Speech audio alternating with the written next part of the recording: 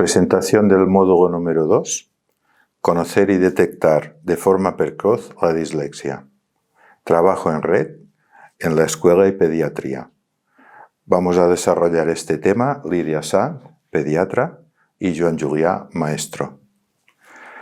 Comentaremos hoy cómo conocer la dislexia desde una perspectiva de trabajo multidisciplinar entre pediatría y escuela. Lo haremos en primer lugar presentando un caso práctico de una reunión de trabajo entre un maestro de primaria y la pediatra de la zona.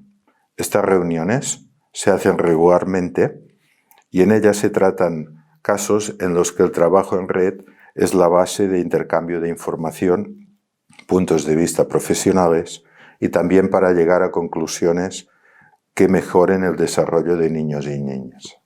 Por lo tanto, vamos a empezar y os invitamos a formar parte de esta reunión que realizaremos ahora mismo. Hola Lidia, ¿qué tal? Hola Joan, ¿qué tal? Bueno, pues como hemos hecho estas últimas sesiones, te voy a presentar un caso que también ya conoces porque lo tienes en tu consulta, pero que nos está preocupando bastante. Es un chico que se llama Sergio, que tiene 8 años y está en tercero de primaria. Es un caso que me sorprende cada día y me preocupa y por eso tenía ganas de ver también vuestra perspectiva desde la consulta médica. Hablamos con los padres y me contaron que desde ya muy pequeño Sergio tenía una aversión muy importante a la escuela, no quería ir, ya desde educación infantil. Esto ya me llamó un poco la atención. Después me sorprendió mucho en la reunión que tuvimos, que por cierto la hicimos ahora en octubre. Hemos hecho este cambio que considero importante, también te lo quería comentar, que hacemos las reuniones con las familias al principio del curso para poder conocer mejor a los alumnos y así, si hay alguna dificultad que no sepamos, poder ya empezar a trabajar con la familia desde principio de curso.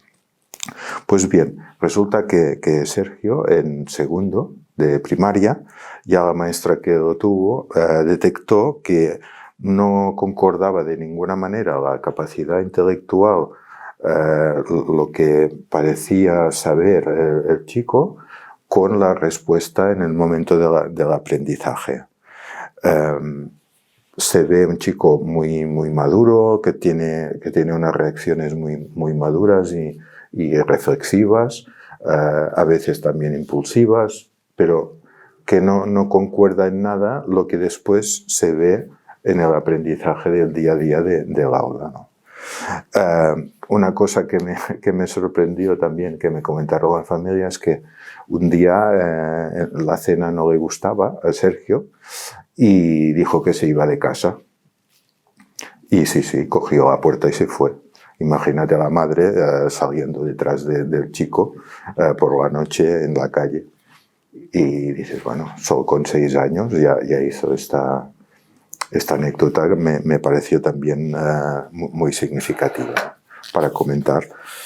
Y después de esto, después de esta anécdota, la conectaron con una psicóloga y empezó a ir a terapia y durante 2 años ha ido a terapia.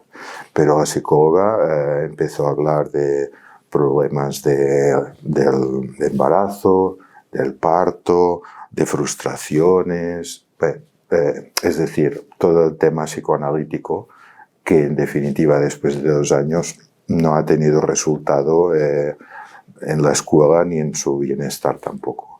Los padres, que están muy preocupados, también además les aconsejaron la visita a un optometrista, a un óptico optometrista. Y sí, fueron a la consulta y se ve que la vista no tiene ningún problema, la tiene bien, pero les recetó unas gafas y les recetó unas sesiones de gimnasia ocular como terapia también para la lectura y la escritura. Pero bueno, como ya hemos comentado muchas veces, este tipo de terapia no sirven no sirven para mejorar. En fin, que más allá de esta trayectoria que te resumía, hemos llegado a este punto y los padres están muy preocupados porque ya empieza la presión un poco de la lectura, estamos en tercero, los textos ya son más difíciles para leer y también para escribir, y veo que él no está cómodo en la escuela. Además también, que me olvidaba, me comentaron que el mejor tiempo que tuvo Sergio fue los meses de confinamiento, de pandemia, que estuvo encerrado en casa y feliz, aquellos meses feliz. Incluso las conexiones que hacían de la clase desde la escuela, que se conectaban los alumnos, él no se quería conectar nunca, no quería saber nada, la familia tenía que insistir. En fin, que toda aquella época, aquellos meses fueron para él los mejores, imagínate, claro. Esto también, todos son indicadores de que aquí pasa algo, ¿no? Y después hay también el tema que me gustaría comentar, que es el tema de las que ha pasado alguna vez de dolores de barriga, migrañas, sobre todo cuando hay una tarea difícil o tiene que leer en voz alta algún trabajo delante de la clase, pues hace una reacción que coincide casi siempre en el tema de dolores de barriga, de dolores de cabeza, que no se encuentra bien, que no quiere ir a la escuela. Y todo esto me hace pensar que aquí hay algo que no acaba de cuadrar, ¿no? Que tendríamos que ver qué pasa. No sé, ¿cómo lo ves? Pues la verdad es que me alegro mucho de que podamos comentar este caso, Joan, porque estoy un poco desorientada. Mira, yo conozco a Sergio desde que nació. Ha sido siempre un chico despierto, sociable, alegre, ha tenido un desarrollo completamente normal. Y hace aproximadamente unos 2 años que estamos teniendo muchas visitas en pediatría. Temas que al principio parecían temas menores, pero que con el paso del tiempo están generando muchísima tensión familiar. Resumiendo un poco, empezó cuando tenía 6 años, en primero de primaria, tenía un dolor abdominal recurrente. Por las mañanas, muchas mañanas se despertaba con dolor abdominal, tomaba el vaso de leche, acababa vomitando. Sé que ha faltado bastantes días en la escuela. Retiramos la lactosa por si podía tratarse de una intolerancia a la lactosa, pero los síntomas, más que mejorar, empeoraron.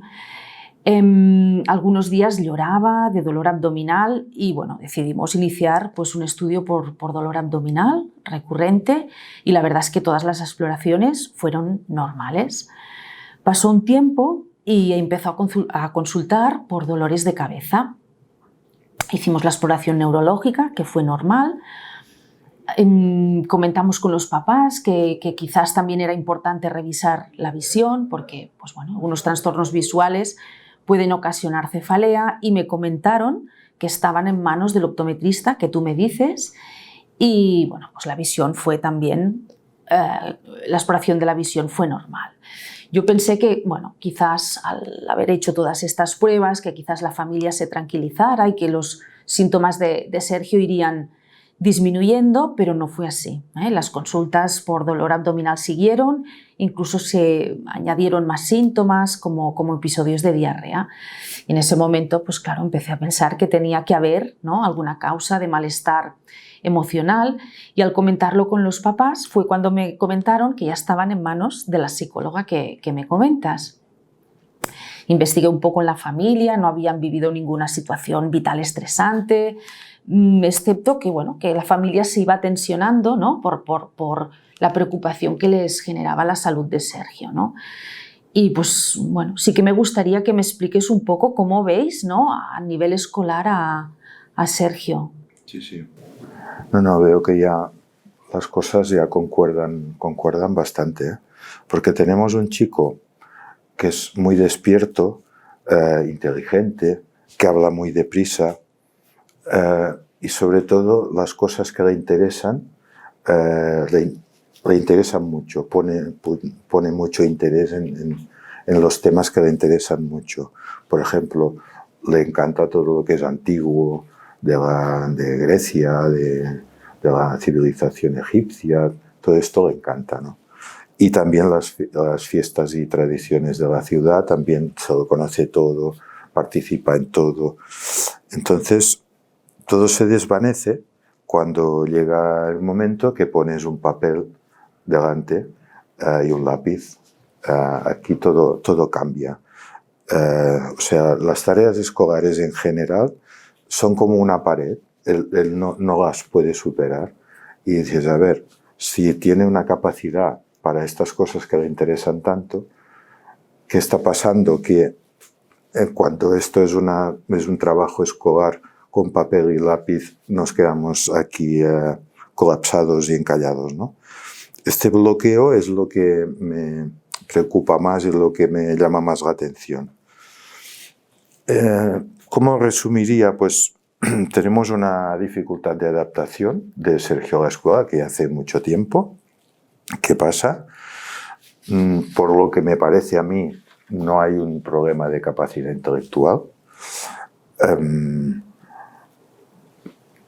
Le sudan mucho las manos, es una cosa curiosa. Le sudan mucho las manos cuando tiene que escribir. Se pone muy tenso y muy nervioso cuando, lo que decía, que pones el papel. A la hora de escoger, si hay la posibilidad de escoger el trabajo, siempre escoge primero los trabajos que se hacen con ordenador antes que los que se hacen por escrito. Tiene una expresión escrita muy pobre en relación a la expresión oral tan rica que tiene. Cuando, por ejemplo, comentamos el fin de semana, comenta con todo detalle lo que ha hecho, lo que ha vivido. En cambio, después, si esto lo tendría que poner en escrito, aquí vemos una diferencia muy grande. Su letra, fatal, ininteligible. Necesita también ir mucho al servicio durante la clase. Le cuesta mucho también dominar las tablas de multiplicar, que en tercero ya estamos trabajando más y esto le cuesta mucho de memorizar. Pero, por contra, muchas veces llega a conclusiones mucho más rápido que sus compañeros sin hacer los pasos previos. Es decir, por ejemplo, un problema de matemáticas, él ya enseguida ya te dirá el resultado, sin hacer todos los pasos previos. Esto es una cosa que también me ha sorprendido. Y otra cosa que me parece que en la consulta también supongo que debe hacer es que siempre tiene algo en la mano. Siempre necesita tocar algo. Un muñeco de casa, una moneda, un lápiz, una goma, o lo que sea, pero necesita tener un contacto permanente con algo. En general tengo la sensación de que hay algo que tapona sus capacidades. Y volviendo a la reunión que hicimos en los padres que te comentaba en octubre, una cosa que también pienso que es para destacar es que me dijeron, bueno, es que Sergio es Sergio, no hay nada que hacer. Es decir, como no hemos tirado la toalla porque nunca se tira, pero sí que ya aceptamos que no hay nada que hacer, que Sergio es así, ¿no? Y por eso quería saber también tu opinión, ¿no? Yo creo que tenemos un caso que no se acaba de reconocer como lo que realmente es. Pues mira, yo nunca había pensado que la base de todo pudiera estar en dificultades en la escuela. Yo no les pregunté a la familia directamente por el tema y ellos tampoco me comentaron nunca nada en este sentido, ¿no?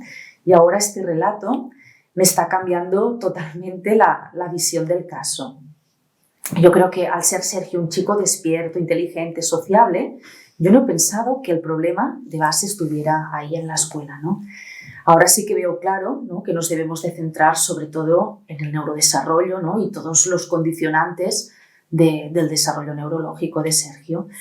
Mira, repasando un poco su historia clínica, en los antecedentes familiares, los papás de Sergio son personas sanas, no hay problemas de salud mental, son inteligentes. Sé que el papá de Sergio trabaja de mozo de almacén y me ha explicado en la consulta que tiene recuerdos de sufrimiento en la etapa escolar, que dejó de estudiar pronto.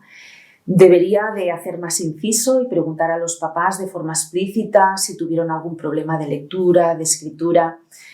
El embarazo de Sergio fue normal, no hubo ningún problema, no hubo consumo de tóxicos, fue un niño a término, no fue prematuro, un parto normal, no hubo ningún problema en el periodo neonatal, no tiene ninguna enfermedad crónica de base. El entorno familiar es correcto, no hay ninguna problemática social, ni problemas de salud mental, ni problemas económicos importantes en este momento.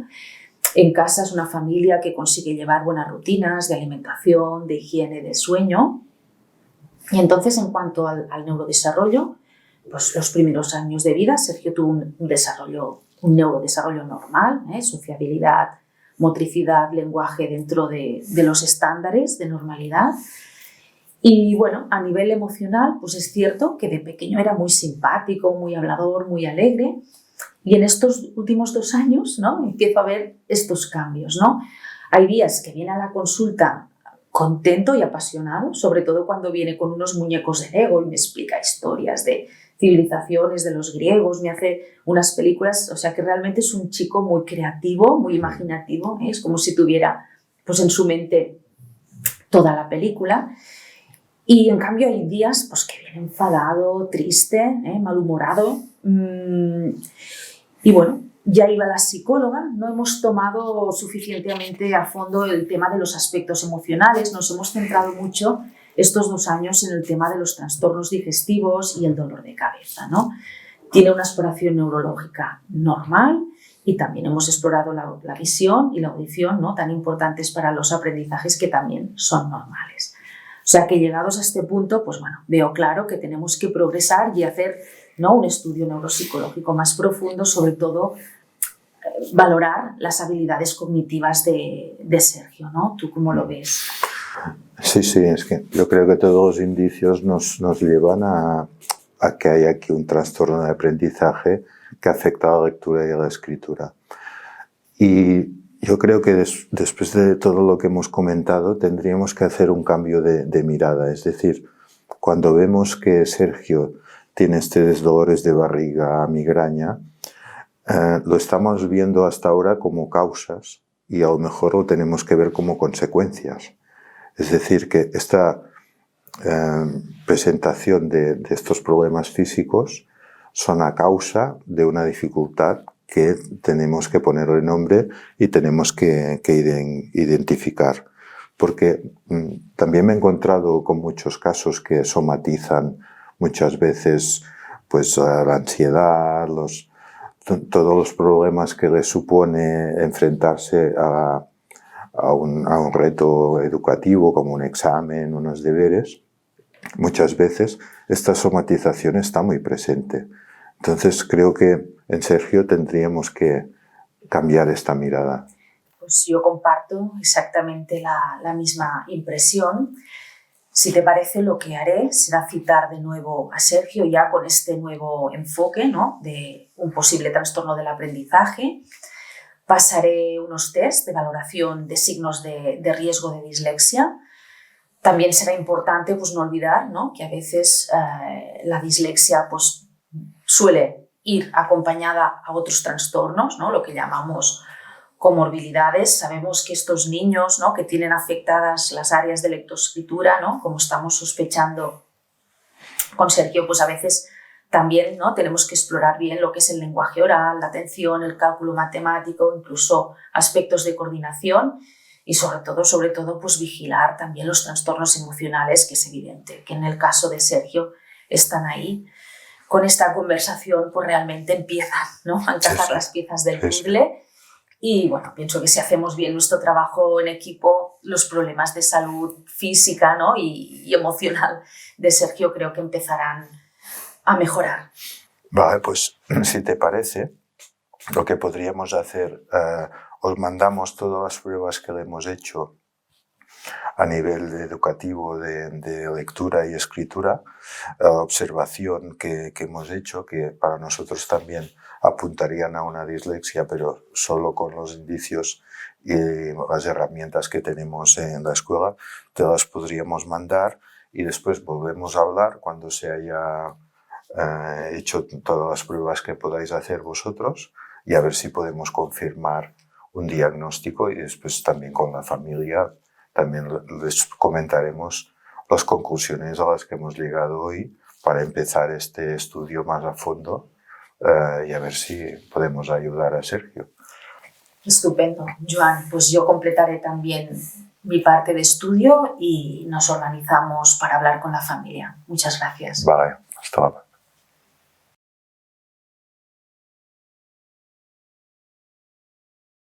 Hola Lidia, de nuevo. Te quería dar las gracias porque vuestra colaboración ha sido impresionante y hemos dado un gran paso desde que hablamos hace un mes del caso de Sergio. Realmente hemos avanzado mucho y muchas gracias.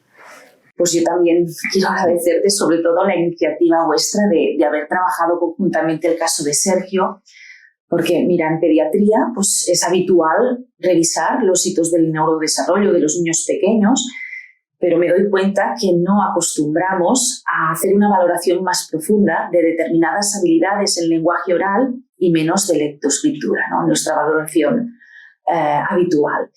Y para mí, incorporar la mirada de la escuela pues me hace comprender que es fundamental, ¿no?, que en esta valoración del neurodesarrollo no finalice, ¿no?, en los primeros años de vida, sino que es un continuum hasta la adolescencia y debemos entrar pues, en todas estas valoraciones de posibles trastornos del aprendizaje. También me he dado cuenta que esto es especialmente importante cuando nos vienen a la consulta, sobre todo niños con trastornos emocionales o con somatizaciones, ¿no? Es importante que desde pediatría incluyamos en el diagnóstico diferencial de estos niños los trastornos de aprendizaje, porque no tiene ningún sentido detectar un trastorno emocional si no vamos a la base de lo que hay. La base de ese trastorno, ¿no?, que en el caso de Sergio pues claramente era su dislexia. Sí, te quería comentar también lo que hemos hecho en la escuela. Una vez terminado el estudio que nos pasasteis, hablé con Sergio y sus padres de manera que Sergio pudiera presentar esta dificultad delante de sus compañeros y compañeras. Al principio los padres no lo veían muy claro por el tema de las etiquetas, etcétera, pero realmente ha sido espectacular el cambio. Es decir, a través de un cuento explicamos a los compañeros, le explicó él mismo que le bailaban las letras cuando leía. Bueno, es un cuento que ya está preparado para comentar y claro, sus compañeros abrieron los ojos y decir, bueno, pues esta es la dificultad que tiene y bueno, tendrías que ver cómo le ayudan. Ha sido un cambio espectacular el hecho de que él es como si se hubiera quitado un peso de encima de todo lo que comentábamos al principio, de la dificultad que tenía para ir a la escuela. Ahora viene contento, sus compañeros le ayudan y esto es un cambio que ha sido radical.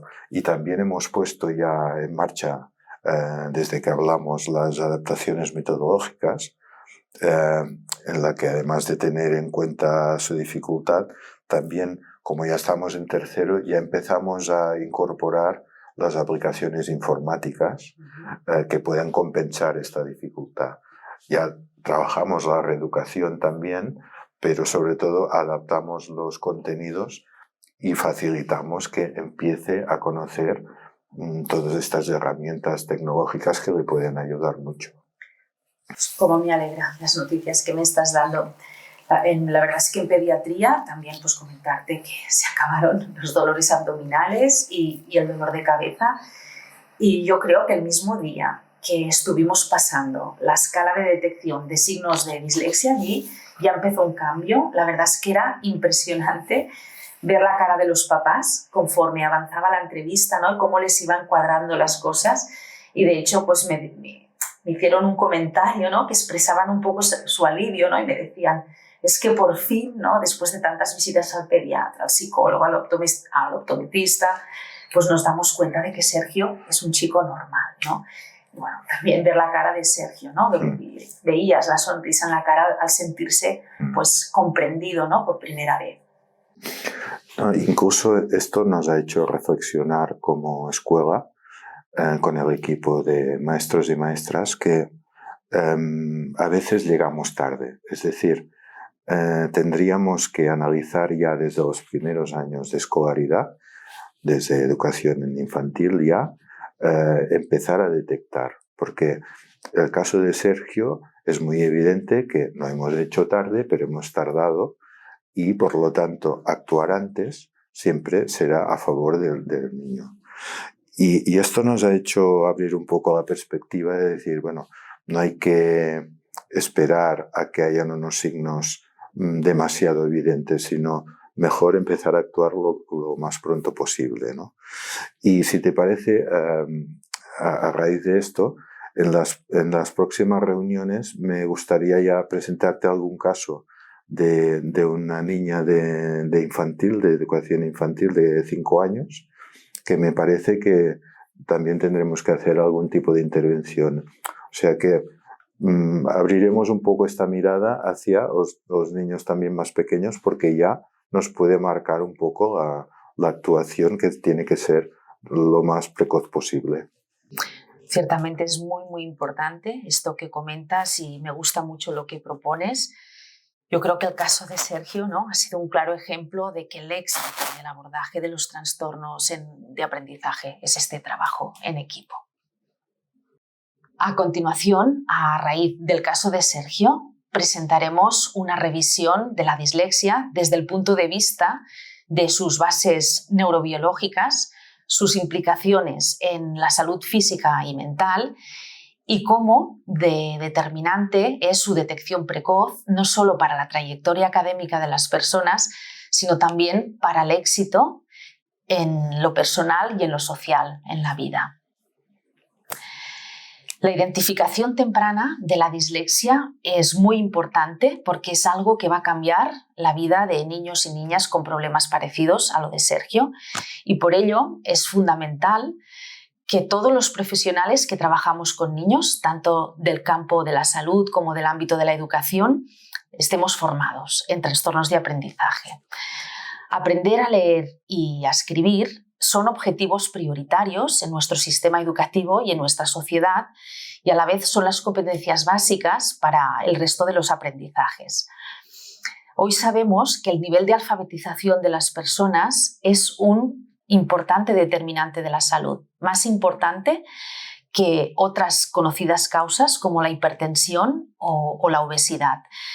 Y además también el nivel de alfabetización está asociado con el éxito académico, social y económico.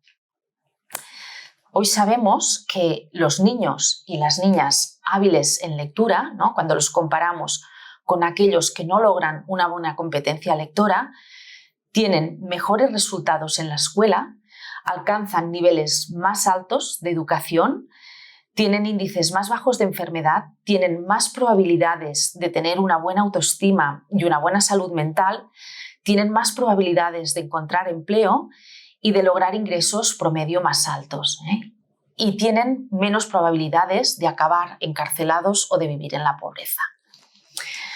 ¿Qué es la dislexia? Si intentamos explicar de una forma sencilla qué es la dislexia, podríamos decir que es una dificultad inesperada en el aprendizaje de la lectura. Y hablamos de inesperada porque ocurre en chicos y chicas que de entrada tienen todos los elementos necesarios para convertirse en buenos lectores, ¿no? Una inteligencia normal, una correcta motivación y una exposición a una enseñanza adecuada, pero que cuando llega el momento de aprender a leer presentan estas dificultades.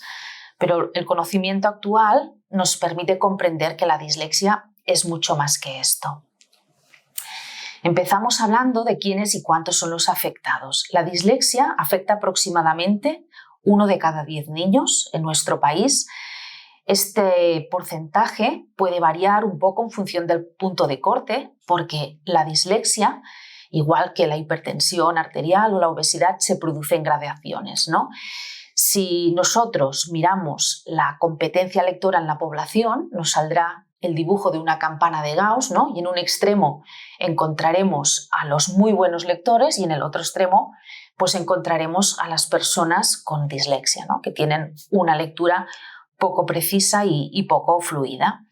La dislexia existe en todas las lenguas. Hay mayor incidencia de personas con dislexia en las lenguas opacas que en las transparentes. Entendemos por lenguas transparentes aquellas lenguas que las escribimos, ¿no? Prácticamente con los mismos fonemas que utilizamos al hablar, como es el caso del castellano, y son lenguas opacas, por ejemplo el inglés, donde aumenta la incidencia de niños con dislexia. La dislexia, sin duda, es el trastorno de aprendizaje más prevalente, representa el 80% de todos los trastornos de aprendizaje y afecta de forma similar a niños y niñas. Vamos a profundizar un poco más en el conocimiento de la dislexia. Hablaremos de las bases cognitivas, de la base anatómica y funcional y de la base genética. Empezamos con las bases cognitivas de la dislexia, pero primero vamos a centrarnos en el proceso de la lectura, ¿no? Aprender a leer es aprender un código escrito que requiere previamente del aprendizaje del código oral, ¿no? Del conocimiento profundo del lenguaje oral. Vamos a considerar, pues, en primer lugar, el lenguaje oral, ¿no? Los humanos hablamos desde hace centenares de miles de años. Podemos decir que el lenguaje oral es parte de la condición humana. En el cerebro humano existen unas redes neuronales que nos confieren esta capacidad innata para el lenguaje. Son las redes neuronales que utilizamos para hablar cualquiera de las 7.000 lenguas que existen en el mundo. Y podemos decir que esto es un proceso natural, ¿no? Que basta con exponer un bebé delante del lenguaje de su mamá y el bebé, sin necesidad de ningún método específico, aprender a hablar. La lectura, en cambio, es diferente. La lectura es un invento relativamente reciente de la humanidad. Hace unos 6.000 años que el Homo sapiens inventó la escritura. Leer es algo artificial y requiere de un método para enseñarse. Y de hecho, circuitos neuronales que en el hombre primitivo tenían otras funciones, fueron los que empezaron a ser utilizados para aprender a leer. Parece que son las áreas de reconocimiento preciso de caras y de objetos tan necesarias para la supervivencia las que fueron utilizadas para aprender los alfabetos. Si nos fijamos en la imagen de la diapositiva, algunos de vosotros habréis detectado en primer lugar el significado de las palabras chocolate y cerveza porque habéis utilizado la ruta léxica de la lectura y en cambio algunos de vosotros habréis detectado en primer lugar los errores de ortografía porque habéis utilizado la ruta fonológica. La ruta fonológica es una ruta que hace una asociación muy precisa de cada grafema, de cada letra, a cada fonema, a cada sonido. Y es la ruta que utilizamos cuando estamos empezando a aprender a leer o cuando leemos palabras desconocidas. Para nosotros tenemos que leer letra a letra. También lo utilizamos cuando estamos aprendiendo lenguas extranjeras para nosotros. En cambio, cuando la lectura se va haciendo automática, el cerebro accede de forma cada vez más rápida a un conjunto de grafemas que componen una palabra y somos capaces de leer las palabras en su globalidad. Y para esto hacemos uso de representación de palabras ya conocidas en nuestra memoria. Las personas con dislexia pueden tener afectada la ruta fonológica, la ruta léxica o las dos. Por tanto, ¿no? Lo que nos preguntamos es qué debemos aprender, ¿no? Para ir transformando las letras escritas en palabras que tengan significado en nuestro cerebro. Pues lo que aprendemos es a conectar cada letra, cada grafema, con algo ya previamente conocido, que son los fonemas, los sonidos de nuestra lengua hablada. Pero para hacer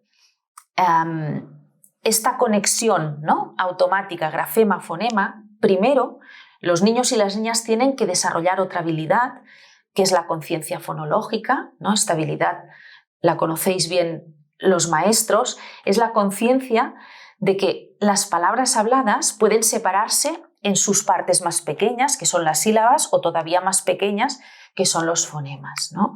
Por ejemplo, si nos fijamos en la palabra amor, se compone de 4 fonemas y tenemos la habilidad de manipular estos fonemas y somos capaces de construir otras palabras, ¿no? Como Roma, como Mora. ¿Y qué estamos haciendo, ¿no? Para manipular los fonemas? Pues estamos decodificando estos fonemas, los almacenamos en nuestra memoria y los volvemos a recodificar y así creamos nuevas palabras. Esta habilidad en conciencia fonológica para la mayoría de los niños está bien desarrollada a la edad de 6 años, que es cuando están preparados para aprender a leer, pero en cambio los niños y niñas con dislexia experimentan dificultad para notar los fonemas y esto afectará directamente en su capacidad para aprender a leer. ¿Y qué pasa cuando hablamos? Cuando hablamos, las personas vamos a nuestro diccionario interno, recuperamos los fonemas adecuados que componen una palabra, los ordenamos correctamente y pronunciamos la palabra que deseamos emitir. Para las personas con dislexia, al ser menos nítidos los fonemas, lo que ocurre es que a veces están buscando un fonema y recuperan uno distinto, de manera que a veces tienen la intención de decir una palabra y dicen otra que suena similar, ¿no? Por ejemplo, estamos en una clase de geografía, ¿no? Intentamos buscar la palabra Suiza y acabamos diciendo la palabra Suecia, ¿eh? O sea, la persona con dislexia sabe el concepto, sabe la palabra que quiere decir, pero tiene problemas de acceso al léxico en su diccionario interno y a veces acaba recuperando estos vecinos fonéticos y a veces con esta gran habilidad de que recuperan vecinos fonéticos y vecinos semánticos, ¿no? Dentro del campo semántico de los países quería recuperar Suiza y he acabado diciendo Suecia. Y estos detalles son muy importantes porque nos dan una pista que un niño puede estar en riesgo de sufrir dislexia. Incluso son pistas que tenemos antes de que el niño aprenda a leer.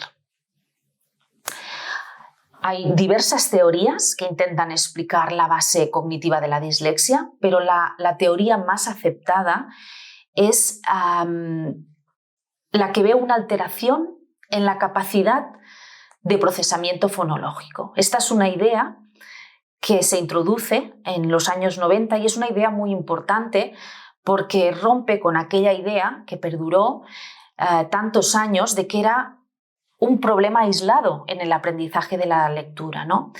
Y con esta teoría entendemos que el problema de la dislexia va más allá del dominio de la lectura y afecta también de forma importante a la escritura y también a ciertos aspectos del lenguaje oral.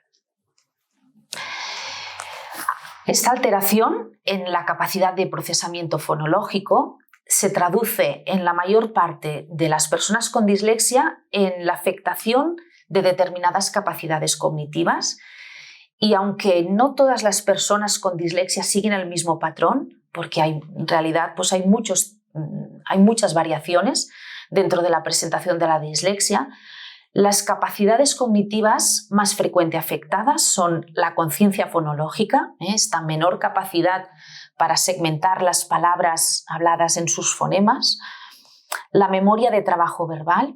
La memoria de trabajo es esta memoria que nos permite retener información verbal durante periodos breves de tiempo. Por ejemplo, le decimos a un niño con dislexia un listado de palabras y le decimos que nos diga cuántas de estas palabras son animales. Recuperará menos palabras el niño con dislexia que el niño que no tiene dislexia. También se ve afectada la rapidez de denominación. Esta dificultad de acceso al léxico hará, por ejemplo, que si mostramos una lámina con diversos dibujos, le pedimos a un niño con dislexia que las nombre, invertirá tiempos más largos para nombrar todas las imágenes. Y también se ve afectada la fluidez verbal, especialmente la fluidez fonológica, ¿no? Por ejemplo, le pedimos a un niño con dislexia que nos diga palabras con el fonema S, medimos en 30 segundos cuántas palabras es capaz de emitir y probablemente emitirá un número más pequeño de palabras que un niño sin dislexia.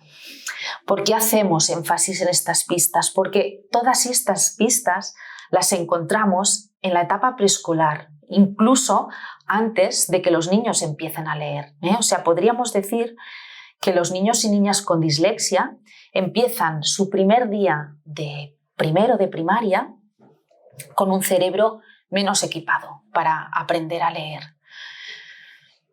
Pasamos a la base anatómica y funcional de la dislexia. Hay publicados una gran cantidad de artículos científicos que tienen el objetivo de mostrar las redes neuronales implicadas en la lectura. Presentaremos el estudio de la doctora Seywitz porque es un estudio de referencia, y en este estudio, con imágenes de resonancia magnética funcional, se intenta determinar cuáles son los sistemas neuronales implicados en la lectura. Y vemos que se implican básicamente 3 sistemas neuronales que están situados en la mitad izquierda, en el hemisferio izquierdo de nuestro cerebro. Estas 3 regiones aparecen dibujadas en la diapositiva. La primera región, dibujada en color amarillo, es la región occipitotemporal. Esta es el área visual de la forma de las palabras. Este sistema neuronal nos permite el reconocimiento visual de las palabras, como si hiciéramos una fotografía. Nos permite una rápida percepción de los textos escritos. Pintado en rojo, en la región parietotemporal, tenemos la zona del análisis fonológico de las palabras. Es esta zona que nos permite esta asociación tan precisa de asociar cada grafema a su fonema a la hora de leer. Y finalmente hay un tercer sistema neuronal situado en la región frontal, pintado en verde, que es el área de Broca. Es el área de la articulación, de la ejecución motriz del habla, y que también participa en funciones de procesamiento fonológico y de organización sintáctica, ¿no? Entonces, en este mismo estudio, cuando comparan cómo funciona el cerebro de personas sin dislexia y personas con dislexia, tal como podemos ver en la imagen, vemos que las personas con dislexia, estos 2 sistemas neuronales posteriores están infraactivados y en cambio tienen ligeramente sobreactivado el sistema neuronal anterior dibujado en verde, ¿no? Es este esfuerzo que hacen los niños a la hora de articular mientras leen, ¿no?, que están sobreactivando esta área de Broca, la de la ejecución del lenguaje.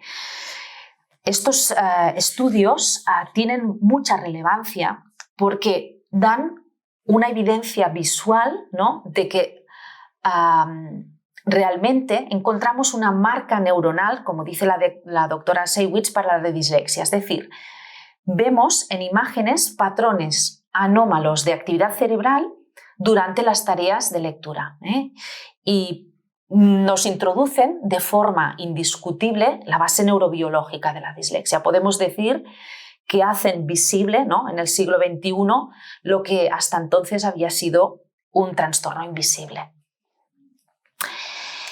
Y pasamos a la base genética de la dislexia. La dislexia es fuertemente hereditaria.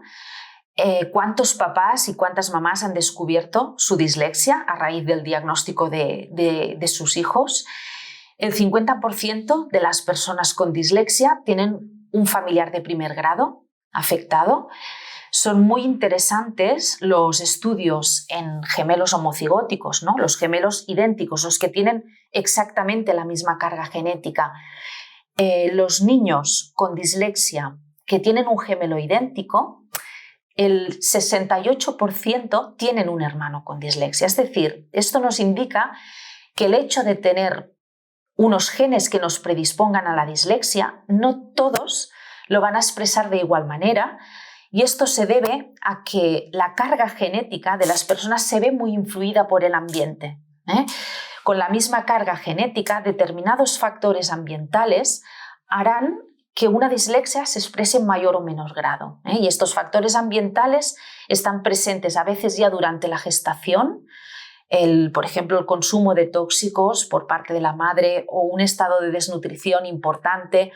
Y pueden influir factores como el haber nacido antes, ¿no? Los niños pretérmino, los niños que nacen con un bajo peso, o también factores postnatales, el estar expuestos a contaminantes ambientales.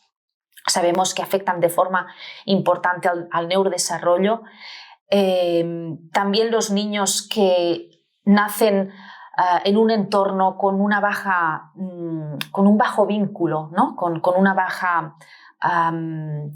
un entorno, ¿no? sociocultural más pobre, esto puede aumentar, ¿no? la expresión de estos genes. Muchos genes distintos han estado identificados en la dislexia.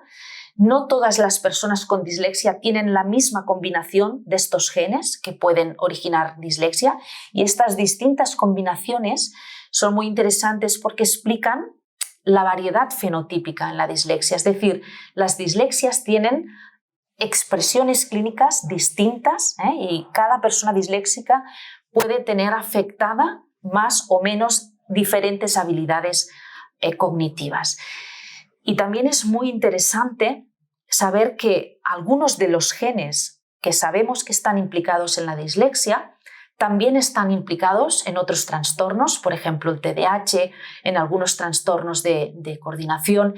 Esto explica la elevada frecuencia de la comorbilidad, o sea, muchos niños con dislexia tienen otros trastornos asociados porque comparten carga genética.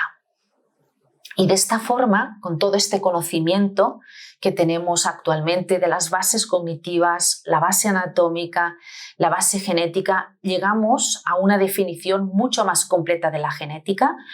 Os presentamos aquí en la diapositiva la definición de la Asociación Internacional de la Dislexia. Es una de las más completas y de las más aceptadas internacionalmente, ¿no? Y en esta definición pues ya no se discute, ¿no? el origen neurobiológico de la dislexia, con esta base cognitiva que es la afectación, ¿no? de la capacidad de procesamiento fonológico, y explica muy bien, ¿no? cómo la dislexia ocasiona no solo estas dificultades en la comprensión, en la lectura fluida, sino que va a impedir, ¿no? todo lo que es el crecimiento del vocabulario y del aprendizaje en general.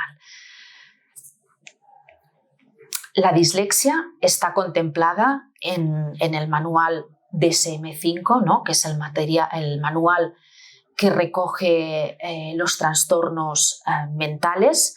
La dislexia está dentro del capítulo de los trastornos del neurodesarrollo, en el subgrupo, ¿no? de los trastornos específicos del aprendizaje, junto con la disortografía y la discalculia. ¿Cómo afecta la dislexia a las personas? Bueno, la dislexia, por descontado, ¿no? va a afectar en aspectos académicos, ¿no? En los primeros años escolares, va a afectar sobre todo en el aprendizaje de las lenguas, ¿no? Son niños que tienen dificultades también para aprender series, ¿no? los días de la semana, los meses del año. Esto va a afectar en materias como castellano, catalán, pero conforme van avanzando, cuando llegan a tercero o cuarto de primaria, se van a afectar realmente todas las materias, porque leer, al principio los niños aprenden a leer, pero después aprenden leyendo. Hay que tener en cuenta que niños que están en el percentil 10 de capacidad lectora acaban leyendo tantas palabras en un año como un niño que está en el percentil 90 de competencia lectora lee en poquitos días, ¿no? Y esto va a ocasionar un gap, ¿no? Una diferencia en los aprendizajes que año a año va a ir creciendo, se va a ir sumando este gap, ¿no? Y se produce el fenómeno, ¿no? que los anglosajones denominan poor get poorer, ¿no? Los pobres cada vez se hacen más pobres, cada vez hay más distancia en los aprendizajes. Y todo esto pues va a tener también una importante traducción en aspectos emocionales, ¿no? Cuando un niño no sabe que tiene dislexia, cuando su entorno no sabe que tiene dislexia, la percepción que el niño va a tener de sí mismo, la percepción que el entorno del niño, ¿no?, tanto la escuela como la propia familia, va a tener de él, pues seguramente, ¿no?, le hará caer en la desmotivación, en la frustración, en la inferioridad, en la baja autoestima, ¿no? Y todo esto va a llevar a trastornos de ansiedad, trastornos depresivos y muchas veces al fracaso y al abandono escolar, ¿no? Es muy importante que tengamos presente que debemos hacer sistemáticamente un despistaje de trastornos de aprendizaje cuando tengamos niños con trastornos del estado de ánimo. Y otro aspecto importante de cómo nos afecta la dislexia es la comorbilidad. El 60% de las personas con dislexia van a tener por lo menos un trastorno adicional. Un 33% de las personas con TDAH tienen dislexia y un 40% de las personas con TDAH tienen una dislexia añadida.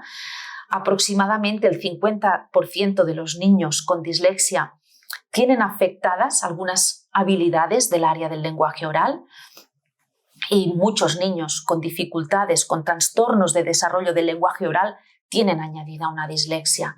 Hasta un 85% de los niños con dispraxia, con trastornos del desarrollo de coordinación, tienen dislexia. Los niños con discalculia tienen muchas más probabilidades de tener dislexia. Y los niños, sabemos también que niños con trastorno de espectro autista, con trastorno de conducta y con trastorno negativista desafiante tienen más riesgo de dislexia que la población general. ¿Y qué ocurre con la dislexia a lo largo de la vida, ¿no? Hay muchos estudios que hacen un seguimiento de los niños conforme van avanzando en el sistema educativo y cuando comparamos, ¿no?, las habilidades lectoras de los niños, la progresión a lo largo de los cursos escolares con la población normal, ¿no?, vemos que las habilidades lectoras van mejorando a lo largo del tiempo, como nos señala en la diapositiva la línea punteada, que es la de los niños con dislexia, comparada con la línea azul, que es la de los niños sin dislexia. Vemos que las habilidades lectoras mejoran, más cuanto mejor y más precoz sea la intervención, pero el gap en eficacia lectora se mantiene toda la vida entre personas con dislexia y personas sin dislexia. Y no solo la capacidad en lectura, sino también otras habilidades como la rapidez de denominación o la fluencia verbal. También los estudios científicos nos demuestran este gap persistente en el tiempo y que dura en realidad hasta la vida adulta. La dislexia es para siempre.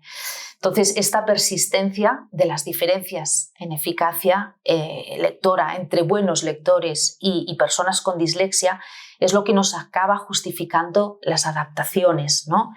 Todavía, hoy en día, a veces se discute, ¿no?, si las adaptaciones no son una ventaja para los niños con dislexia. En realidad, las adaptaciones son estrategias de soporte para los alumnos con dislexia para reducir las dificultades que les comporta, ¿no?, su trastorno.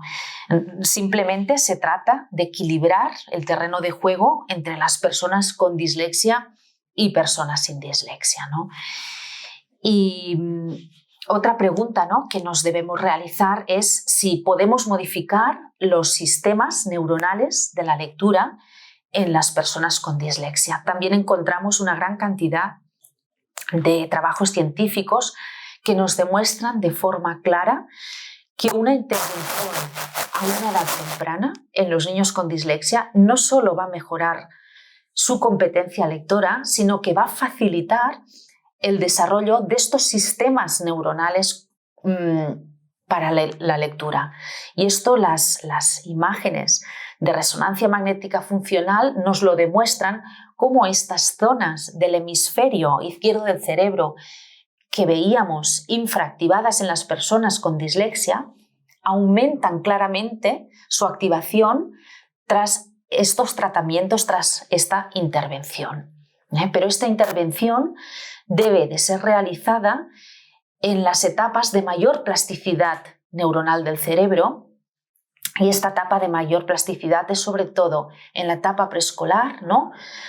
Y los primeros años de la primaria, primero, segundo de primaria. Más allá, la plasticidad neuronal persiste, pero no tienen la misma capacidad para poder modificar los sistemas neuronales. Para resumir un poco, ¿no?, todo lo que hemos dicho hasta ahora, podemos decir que cuando hablamos de dislexia estamos delante de una diversidad neurológica con efectos negativos sobre la vida de las personas, también sobre su salud. Afecta a 1 de cada 10 niños en nuestro país y además estos niños, un 60% tendrán asociada alguna alteración adicional, como un TDAH, como un trastorno de desarrollo del lenguaje, algún problema emocional o de salud mental. Y la mayor dificultad está en nosotros como sociedad por el retraso en la detección o directamente a veces la falta de detección, ¿no? Generalmente diagnosticamos tarde cuando un niño ha fracasado repetidamente en el aprendizaje de la lectura. La gravedad de las dificultades de niños y niñas con dislexia depende muchísimo, muchísimo de la detección precoz y de la calidad de las estrategias de intervención que deben ser incorporadas lo antes posible, aprovechando esta etapa de máxima plasticidad, especialmente preescolares, niños de primero o segundo de primaria. Por tanto, yo creo que es fundamental la participación de los profesionales de salud y educación. Todos nosotros debemos tener un enfoque mucho más proactivo, implementar en nuestra práctica diaria pruebas de detección de dislexia en las visitas de niño sano, en la escuela, incluso antes que el niño llegue a la primaria, muy centradas en esta etapa preescolar. Precisamente a partir de estas bases científicas que hemos oído, es muy evidente la importancia de la detección precoz, como nos decía ahora mismo Lidia. Entonces, ¿cómo afrontar en nuestra práctica diaria estos signos que nos pueden dar una alerta ya en el momento antes de la lectura y la escritura, como decíamos? Podemos observar algunas dificultades en el lenguaje oral. Por ejemplo, el retraso en el inicio del habla, las omisiones, alteraciones o inversiones de fonemas, la dificultad en recuperar palabras conocidas, la dificultad para silabear o deletrear, la lentitud para decidir cómo se dicen palabras y cosas conocidas, la dificultad para hacer rimas infantiles sencillas, la dificultad para hacer pausas o dudar muy a menudo en el momento de hablar de qué hay que decir y utilizar recursos como, como pausas que alargan la reflexión. También el hecho que se utilice un lenguaje impreciso, por ejemplo, utilizar la expresión cosas en vez de la palabra que corresponde. También la dificultad para aprender series, estaciones, días de la semana, números sencillos, series numéricas hasta el 5, por ejemplo. Y dificultad para aprender las nociones temporales. Mañana, hoy, antes de ayer, el mes pasado. Todo esto ya son signos de alerta que nos tienen que poner en guardia para esta detección precoz tan importante en este trabajo que podemos hacer en la plasticidad del cerebro. En el caso de la lectura y la escritura, tenemos también unos signos de alerta importantes que podemos destacar. Por ejemplo, el progreso muy lento en adquisición de habilidades lectoras a medida que van empezando, la dificultad para leer palabras nuevas y desconocidas, cuando se leen incorrectamente artículos o preposiciones, la lectura oral hecha de malas pronunciaciones, omisiones, sustituciones, la poca confianza en el contexto para discernir el significado de lo que se está leyendo, cuando leer resulta cansado, se evita leer por placer, no se quiere leer en público o supone un problema la lectura en público, muchos errores ortográficos, incluso cuando se copia, y a menudo la escritura a mano de forma desordenada, con una letra ininteligible. La dificultad muy importante para aprender una lengua extranjera, sobre todo, como decíamos antes, si la lengua es muy opaca. Y también, y muy importante, la disminución de la autoestima, que a veces no es visible directamente, como veíamos en el caso de Sergio, que lo vemos más como un hecho que queda descartado, pero que es muy importante en la evolución de los niños y niñas. También muchas veces tenemos actitudes que reflejan una ansiedad, una dificultad, sobre todo cuando son situaciones de prueba, en las que hay más estrés y en la que hay que demostrar esta capacidad que estos niños y niñas pueden ya mostrar. Cuando detectamos estos signos de alerta que nos comenta Joan, es muy importante que tanto en la escuela como en pediatría estemos familiarizados con test para la detección.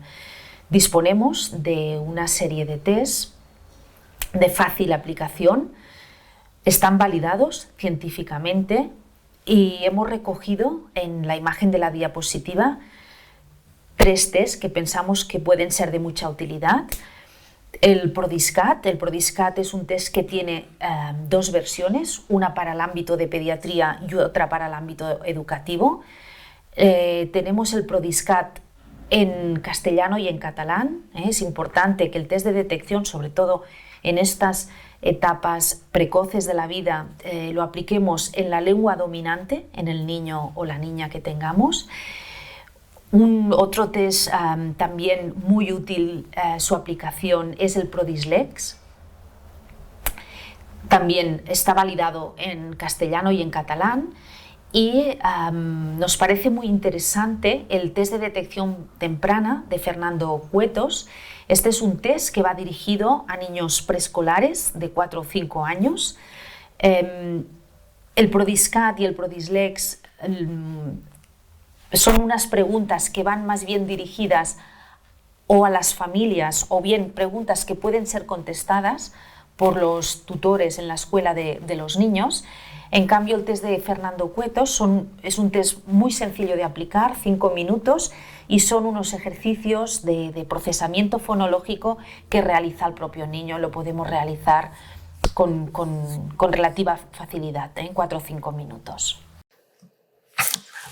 Bien, a modo de conclusiones finales, nos gustaría comentar los aspectos más significativos desde nuestra perspectiva profesional y de la experiencia diaria en nuestro trabajo. En primer lugar, es fundamental la importancia en la formación de los trastornos de aprendizaje. Es clave insistir en esta formación, tanto inicial como permanente, de los profesionales de todas las etapas educativas. En relación a estos trastornos de aprendizaje, aún están demasiado olvidados en la base formativa de los educadores y pedagogos, y esto repercute en negativo para poder entender estas dificultades y acompañar a las personas en su proceso educativo desde los primeros años de escolaridad hasta la universidad. Y la formación es un elemento clave para entender esta dificultad en el ámbito educativo.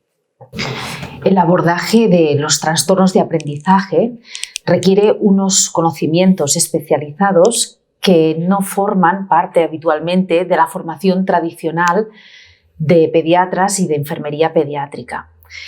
Y en cambio, los profesionales de pediatría ocupamos un lugar único en la vida de los niños.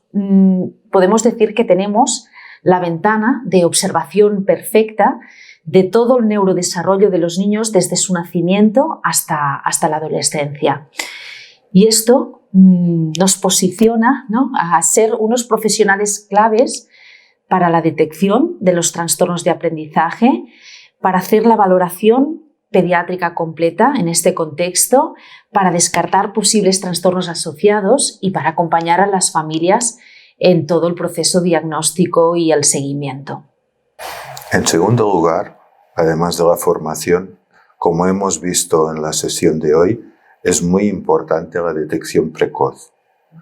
En la escuela, el trabajo preventivo y universal de conciencia fonológica para todos los alumnos, intenso, sobre todo en esta etapa infantil, pero que no hay que olvidar en los 2 primeros años de escolaridad de primaria, nos dará muchas pistas para detectar posibles dificultades en el ámbito de la lectura y la escritura. Demasiadas veces oímos las frases «ya madurará», «hay que esperar», «aún es demasiado pronto». Como hemos visto, desde una base plenamente científica, es muy importante esta detección precoz ya desde los primeros años que tenemos los niños y niñas en la escuela. Los profesionales de pediatría incluimos de forma sistemática en las revisiones de los niños la valoración de los hitos del neurodesarrollo, especialmente en el primer año de la vida. De la misma forma, deberíamos incluir la valoración de habilidades de procesamiento fonológico y de lectoescritura, sobre todo en la etapa preescolar y los 6-7 años. Disponemos para ello de unos test validados con buena sensibilidad y especificidad y muy fáciles de aplicar, como hemos comentado en la presentación. En tercer lugar, nuestra responsabilidad es actuar lo antes posible. Nos podemos encontrar que entre la detección temprana que hemos hablado y un diagnóstico final, un diagnóstico de esta dificultad, pasen unos meses, pasen unas semanas. Y es muy importante empezar a actuar en la escuela lo antes posible. Nuestra responsabilidad ya es adaptar todo nuestro trabajo para que estos niños y niñas puedan avanzar y puedan crecer y aprender sabiendo que tienen esta dificultad, pero que se puede compensar, se puede reeducar y por lo tanto no hay que esperar, es nuestra manera de verlo, a tener un diagnóstico, sino que cuando tenemos ya unos indicios tenemos que actuar enseguida porque como hemos visto, el bienestar del propio niño y niña también le puede afectar en muchos otros ámbitos, incluso en la salud física. Por lo tanto, como mensaje importante, actuar lo antes posible. Tal como comenta Joan, en pediatría, después de la detección, también hay una serie de actuaciones que debemos de poner en marcha, ¿no? Le corresponde a los profesionales de pediatría, tras esta detección, hacer una valoración holística, ¿no? La valoración global del niño, porque desde pediatría somos conocedores de todos los factores de riesgo para la dislexia, conocemos los antecedentes familiares, conocemos qué ocurrió durante la gestación, sabemos si fue un niño pretérmino, si fue un bajo peso, sabemos factores postnatales, ¿no? Si ha tenido un entorno socioeconómico desfavorecido, si ha sido un niño que ha tenido un buen vínculo emocional en los primeros años de vida. Sabemos que todos estos factores van a tener una incidencia muy importante en el neurodesarrollo y el pediatra debe valorarlos, ¿no? También en pediatría debemos hacer una valoración neurológica completa porque cuando estamos con problemas, ¿no?, con trastornos de aprendizaje, debemos de hacer el diagnóstico diferencial con otras afectaciones neurológicas.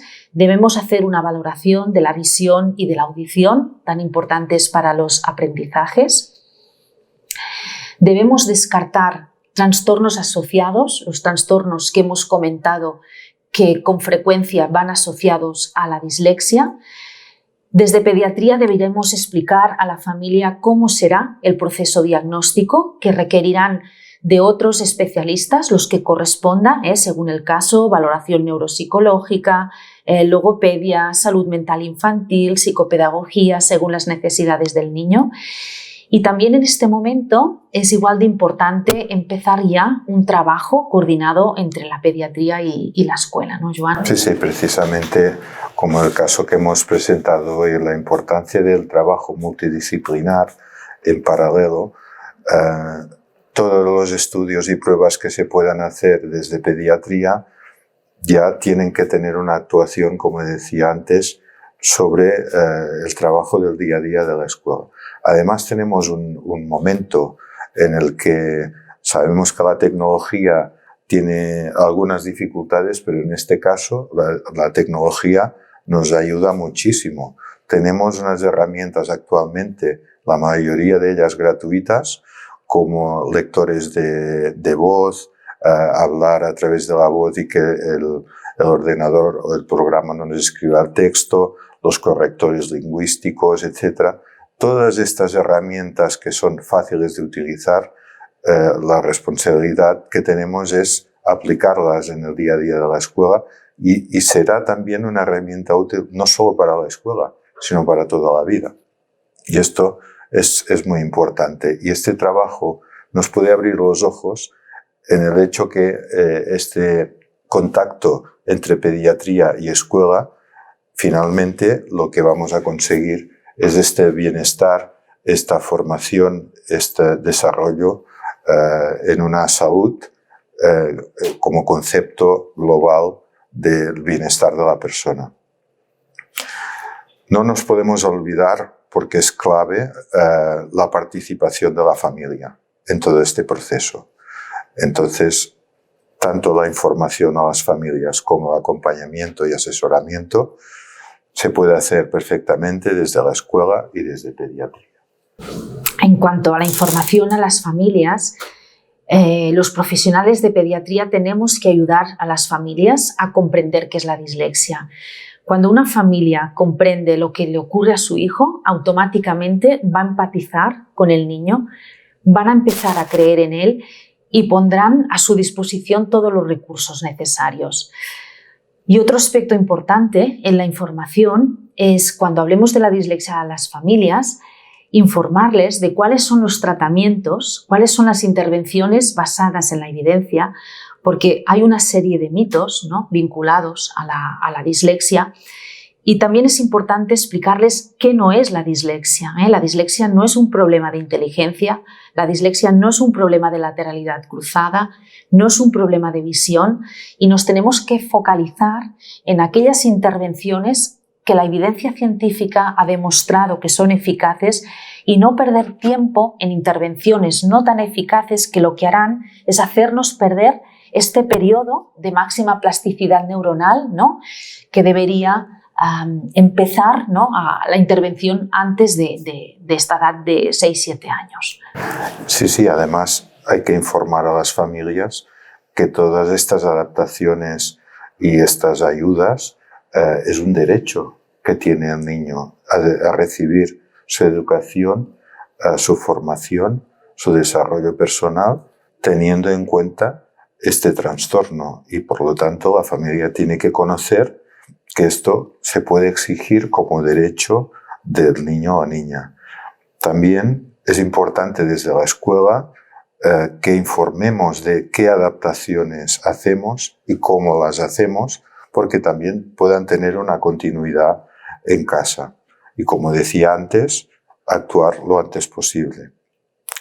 También informar de todos los recursos disponibles en la comunidad, asociaciones de trastornos de aprendizaje, fuentes de información de la red, eso sí, fuentes con base científica, que dejen de lado, como decíamos ahora, los falsos mitos, y también información de los recursos tecnológicos que puedan ayudar en todo este proceso.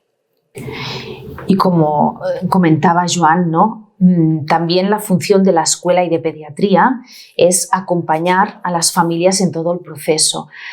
En este acompañamiento, a mí uno de los aspectos que me parece clave de explicar a la familia es, una vez, ¿no?, ya hemos detectado el problema y conocemos las necesidades de un niño con dislexia, es implicarlos a ellos, a la familia, como unos actores, como una parte imprescindible. Les explicamos, ¿no?, que necesitaremos de una serie de especialistas, pero que además ellos, la familia, va a ser una parte imprescindible. Porque el niño es muy importante que se sienta comprendido, que se sienta acompañado en su núcleo inmediato.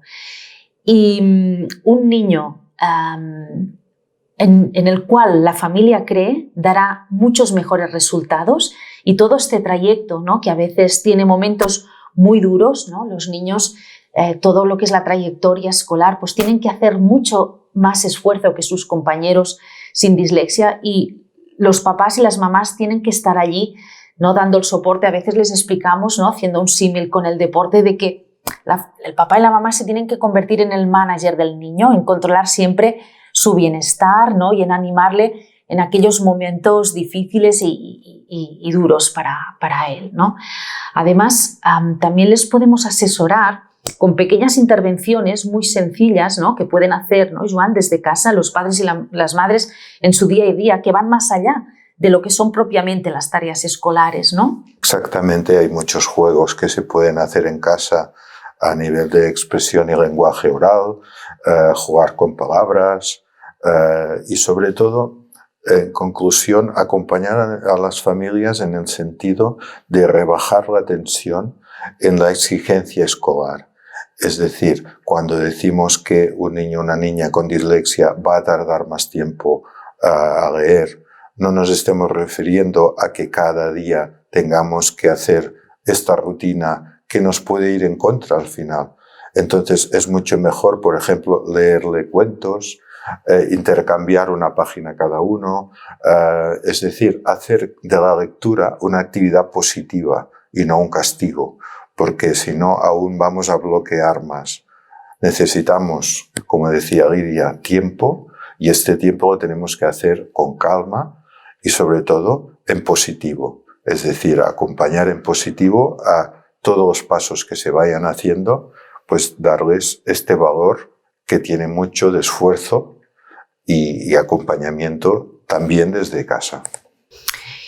Y algunos otros aspectos, ¿no?, también importantes a trabajar desde casa, es que los padres a veces, como decía Joan, no se centren tanto en las obligaciones diarias, en las tareas diarias, que son importantes y los papás han de estar allí, pero no focalizar ahí toda la atención y favorecer terrenos en los que el niño tenga éxito, los deportes, la música, el ajedrez, porque todas las personas necesitamos un ámbito en el que nos sintamos buenos, porque esto es lo que va a ayudar más al niño y lo que va a crear una buena autoestima, una buena seguridad. También otro aspecto importante es que en casa se hable sobre la dislexia, porque esto, en primer lugar, desculpabiliza a todos, normaliza el que hay otras formas de aprender, hay otros canales para el aprendizaje en las personas con dislexia, y también esto, hablar de la dislexia, va a ayudar mucho al niño en la metacognición, es decir, en reflexionar juntamente con el niño cuáles son las estrategias a la hora de aprender que a él le ayudan más. Y esto, cada niño con dislexia tiene sus estrategias, y aquí los papás y las mamás tendrán mucha intuición en ayudarle y ver cuáles son las que a él le funcionan mejor, ¿no? Y ya un poco para acabar, ¿no?, pues lo que no debemos de olvidar es que entre todos, familia, escuela, pediatría, lo fundamental es ayudar al niño a encontrar sus fortalezas. La mayoría de las personas con dislexia, especialmente pues las que han recibido un correcto apoyo, acaban desarrollando unas capacidades especiales, ¿no? Tienen una gran capacidad para la conceptualización, suelen ser personas muy imaginativas, muy creativas. A nivel de personalidad, claro, son personas que ha sido duro el trayecto, y esto hace que acaban siendo personas que han caído muchas veces y se han levantado muchas veces, y esto les da mucha resiliencia, son personas empáticas, suelen ser personas honestas, ¿no? Y yo creo que todas estas fortalezas y estas capacidades, pues todo el entorno del niño tiene que ayudarle a que las conozca, ¿no? Y bueno, pues para acabar nos gusta un poco, ¿no?, la frase de que la dislexia es más que una dificultad para la lectura, ¿no? En realidad es una manera de pensar y de ser. Bien, hasta aquí nuestra aportación en este tema sobre la dislexia. Agradecer la posibilidad que hemos tenido de poder comentar con todos ustedes acerca de este tema, que como vemos es muy presente en el día a día de los niños y niñas, sobre todo en edad escolar, pero como hemos visto también a lo largo de toda la vida. Esperamos que nuestra aportación os pueda servir y además hemos preparado más información aparte de la que hemos comentado hoy, que podréis encontrar en el Moodle del curso, y también quedamos a vuestra disposición para cualquier duda, pregunta o comentario a través de nuestro correo electrónico que veis en la imagen. Muchas gracias y hasta pronto. Gracias por vuestra atención.